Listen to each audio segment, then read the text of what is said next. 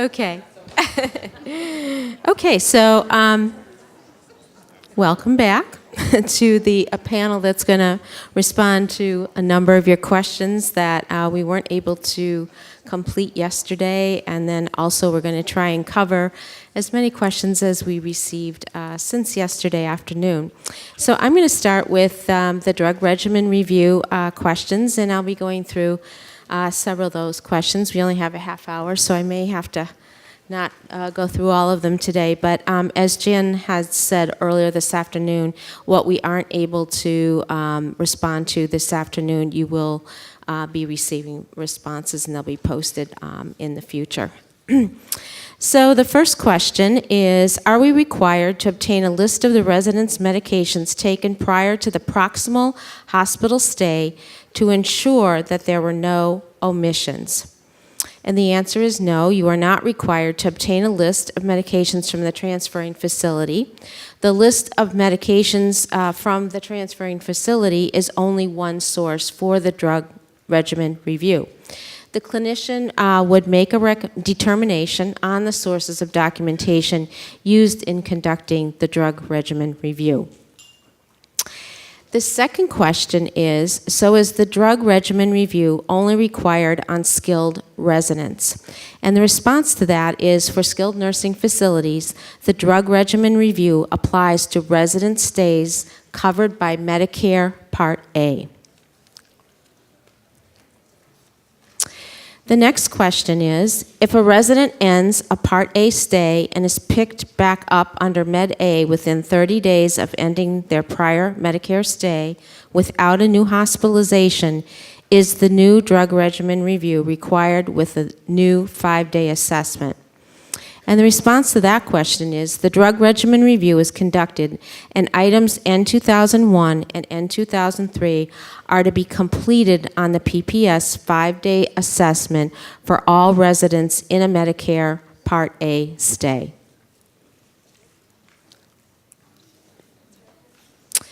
The next question is, I thought in Appendix PP, and this is of the State Operations Manual, that the drug regimen review was to be conducted by a pharmacist.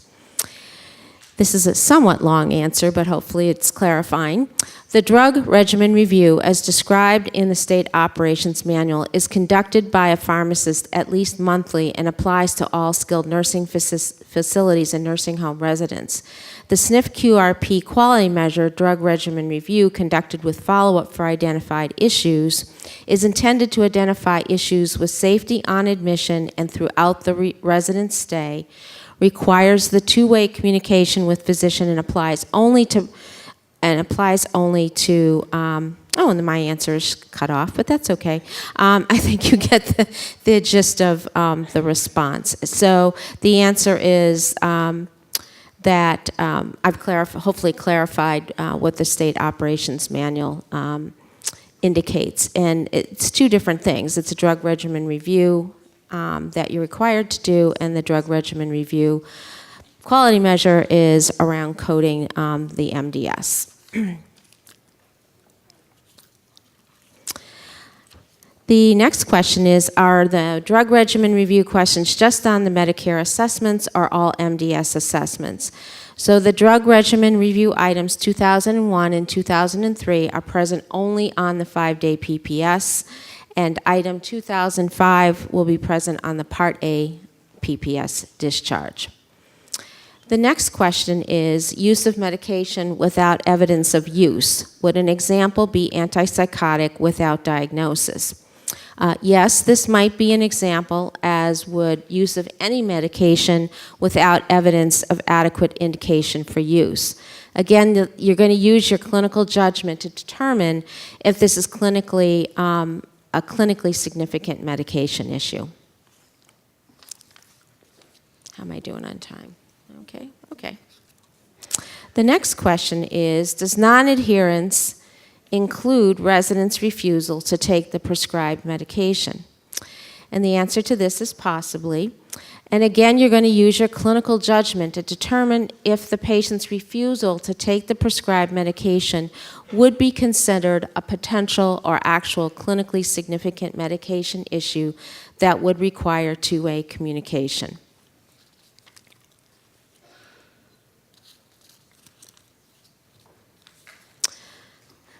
The next question is asking for a clarification. I indicated that the drug regimen review for Section N completed on admission, start of the PPS stay, and close to admission. Is close to admission means following Section N's look-back period. And the response is that skilled nursing facilities would follow best practices by conducting the drug regimen review as soon after the resident's admission as possible. The drug regimen review items N2001 and N2003 would be completed upon admission or as close to the actual time of admission as possible.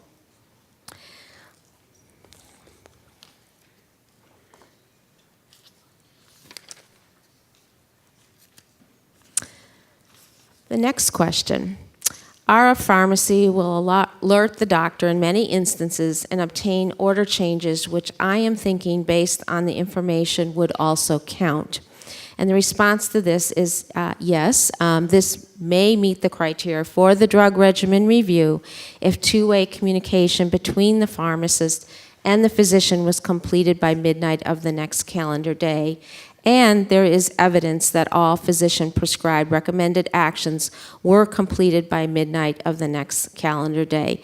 And as you recollect from the presentation yesterday, if you are feel the need or you think that you should contact the physician to have the two-way communication, that's one way in determining if this is a clinically significant medication issue.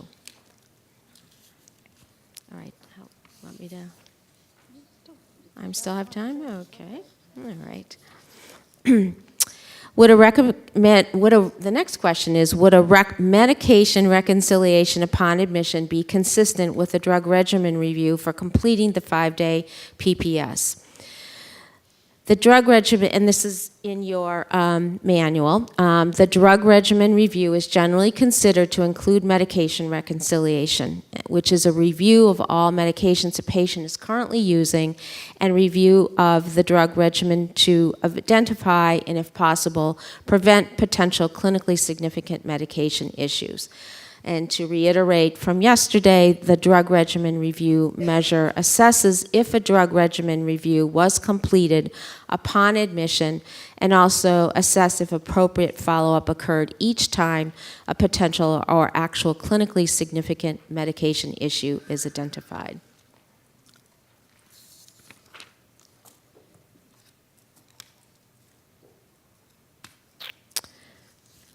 This question is very similar to one I just answered, but we received it a couple of times and with a little nuance each time, so I'll just go over it as well.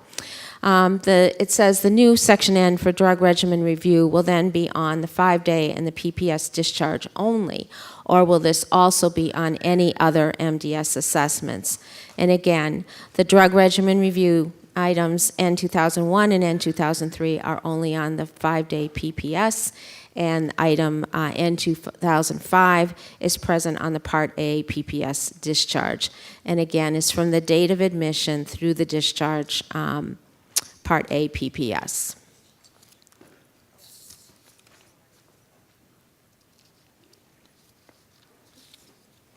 This is another question that we've received in the past, and the question is, will the DRR be required with every assessment or just an admission assessment? And again, the DRR items are present only on the 5-day PPS, and the N2005 is on the discharge, as I've responded, as I've indicated. And that might be. I'm still fine? Okay. Okay, and the next question is, if no review is completed, what response would be in N2003? So as I indicated yesterday, if you for N2001, and if you did a complete drug regimen review, identify potential clinically significant medication issues is coded as no, then you're going to skip N2003, and you're going to go to Section O for your treatments. This is another question that we've received before, and it is, how often should we do a drug regimen review throughout the stay? So the drug regimen review item in 2005, as you know, medication intervention includes the entire resident stay, including the time of admission through the time of discharge. While the items only measure drug regimen reviews conducted at admission, the provider uses clinical judgment to determine when a resident's medication regimen is reviewed, including medication review throughout the resident's stay. The timing of formal and informal drug regimen review activities would be completed based on the resident's need and also complying with state and federal regulations as well. The Centers for Medicare and Medicaid Services do not provide guidance on who or who can, oh, excuse me, that's my next, my papers, the answers are running together, so I apologize for that. The next question is, can a registered nurse complete drug regimen review or just the pharmacist? CMS does not provide guidance on who or who cannot code the drug regimen review items. So it's your facility that determines through your policies and procedures who will complete the assessments in your organization. And also to reinforce what I said yesterday, I encourage you to refer to your facility, federal, and state policies and procedures regarding who can complete a drug regimen review. And that's it. Thank you. Do you have the complete spreadsheet? Just a subset. You guys go ahead. I can't get my things. Oh, sure, absolutely. Thank you, Terry. Good afternoon, everyone. Casey and I will be reviewing the questions that came about with regarding the quality reporting program public reporting piece. We received many good questions, and unfortunately we're only able to address a few, but we'll obviously address all of the questions in the Q&A document. So the first question is, will an edit be added to the final validation reports, or will another report be released to show APU compliance? And that's an excellent question. So the answer is new edit number 3897, which is a payment reduction warning edit, will be issued on the MDS 3.0 final validation reports if a dash is submitted in an item used to calculate the SNF QRP quality measures. This new edit will be in place following the September Assessment Submission and Processing, or ASAP system, enhancements, and will be retroactive. The new payment reduction warning edit, I'm sorry, I was just about ready to repeat that. My apologies. This edit will, as I said, be in effect in September following the ASAP system enhancements. To answer the second part of the question, which was, will another report be released to show APU compliance? CMS is planning to make a SNF provider threshold, or PTR, report available to SNF providers in late winter 2019. This report will allow you to monitor your facility's APU compliance. Those are very good questions. Thank you. The next question is similar. Which report would provide a facility with the most accurate percentage of the compliance of the APU? And again, as I mentioned, CMS is planning to make a SNF PTR, or provider threshold report, available to SNF providers in late winter 2019. And this report will allow you to monitor your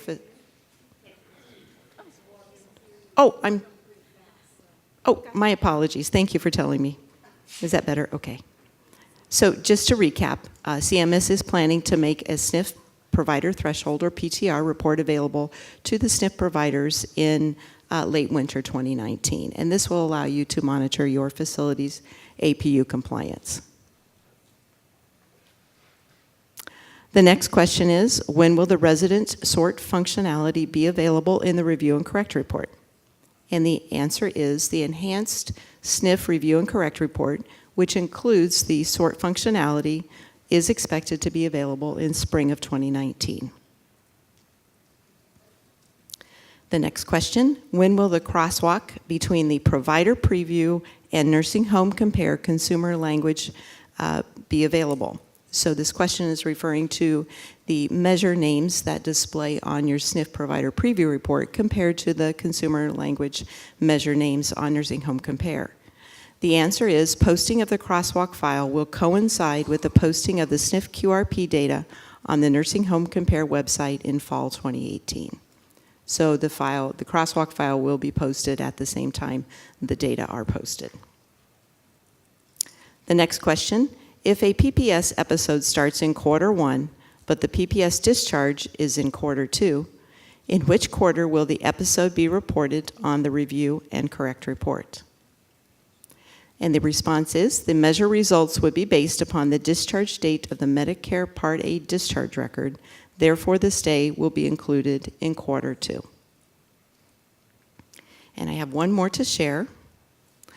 The last question, on a recent webinar I attended, the speaker stated we would be dinged for QRP with 2% reduction for claim-based measures by how we compared to the national percentage. Is this correct? I thought we were only subject to 2% penalty if we enter dashes and fell below 80%. The response to this question is the SNF APU penalty is applied to missing assessment data, not claims-based data. Thank you very much. Okay, I'm going to finish at least this portion. I don't know if we have other folks joining us after, do we? Or? Okay. I am going to finish us out in Q&A with some Section M questions. The first question is, currently the SNF review and correct reports call the pressure ulcer measure NQF number 0674 long stay. Will the new measure apply to just long stay residents, or will short stay residents also be in the universe of the measure? The SNF QRP pressure ulcer measure applies to those residents that are under a Part A, SNF Part A PPS stay. The short stay and long stay QMs currently reported on Nursing Home Compare follow different criteria. You can find all of the details of the measures in the current drafts of the SNF QRP QM manual and the NHQI QM users manual that are both available online.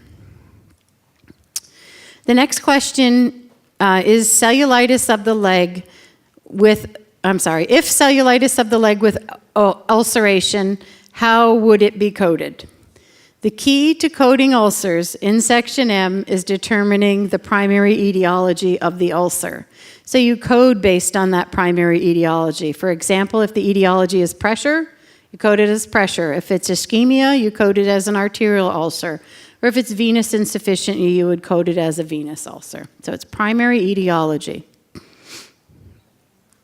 In Section M, what is an injury? Is it a bruise? And the term is pressure injury. In this context, simply means the tissue is injured by pressure and or shear. As you know, the term injury occurs frequently in the medical literature. For example, kidney injury, spinal cord injury, closed head injury, to identify the existence of tissue injury. Also, the use of the term pressure injury is a more accurate label than pressure ulcer for some stages, because some presentations of skin injury are not open ulcers, yet can all be legitimately classified as tissue injuries. How would you code an ulcer that is found after a non-removable dressing, like a cast, after that is removed? Do you call it present on admission or not, is the question.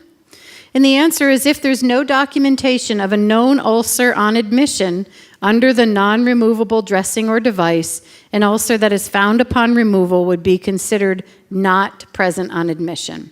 So simply not knowing what's under there doesn't mean it's going to be considered on admission. You have to have known ulcer in order to code it as present on admission.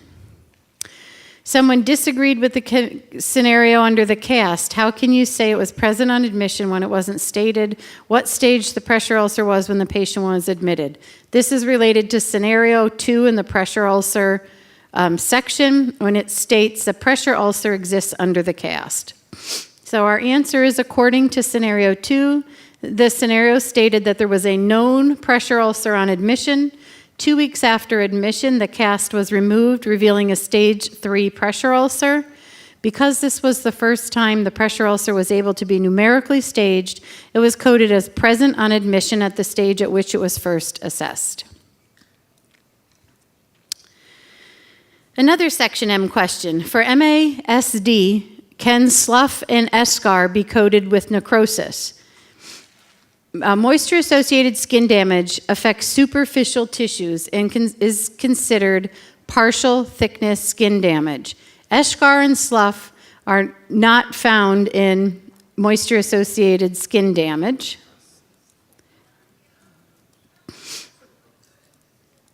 If pressure and moisture are both present, code skin damage as pressure ulcer injury in M0300. Remember, it's the etiology of the ulcer that determines coding and hopefully treatment as well. Referring to Section M, the next question, when referring to Section M, when coding current number of pressure ulcers, if the pressure ulcer is healed during the assessment period, regardless of if it was on the prior assessment, you will no longer code it on the MDS. Just clarifying. That is correct, is the answer. Section M updates. Will Kennedy ulcers be addressed in this section in the October updates? No. Kennedy ulcers are not coded on the MDS.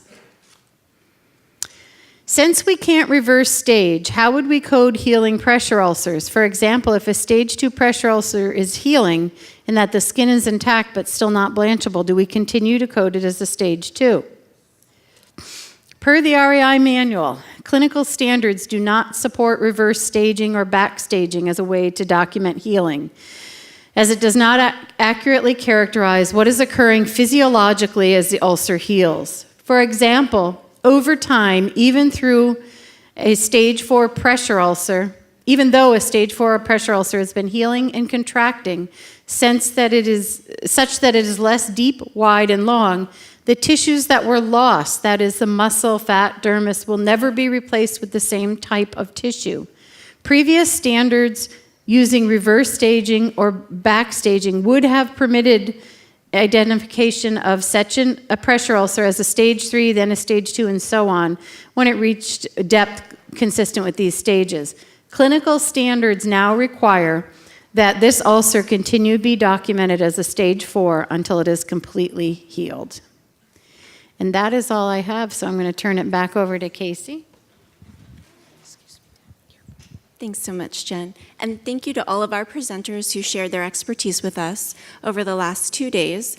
When we think about next steps, I am excited to share with you that we received about 400 questions from this training, and we didn't have time to go over all 400. There were about 60 that participants, 10 or more participants, identified as questions that they also were concerned about. So that shorter list of 60 questions will be answered and published to the frequently asked questions site of the SNF-QRP webpage within the next week or two. So we hope that you'll visit that site and look to those questions.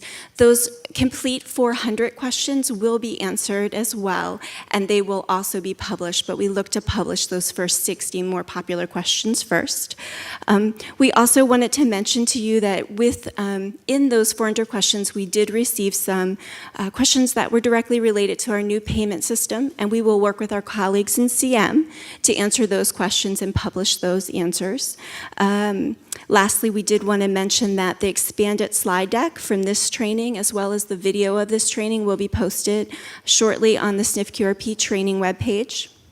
And lastly, I just wanted to thank each of you for coming and investing your time in our program, and really thanking you for your commitment to providing high-quality care to an incredibly complex and vulnerable population. We were listening yesterday when you spoke to us about the increase in mental illness that you treat, as well mixed in with the geriatric population and geriatric patients with mental illness, as well as the pediatric patients that were mentioned. So we do recognize how complex and difficult your job is, and we want to make it as easy for you to meet our requirements as possible. We are very committed to reducing burden. So thank you for sharing your feedback and your recommendations with us. On behalf of myself and my colleagues and CMS, we thank you for your participation and look forward to increasing quality as we move forward in our journey together. Thank you.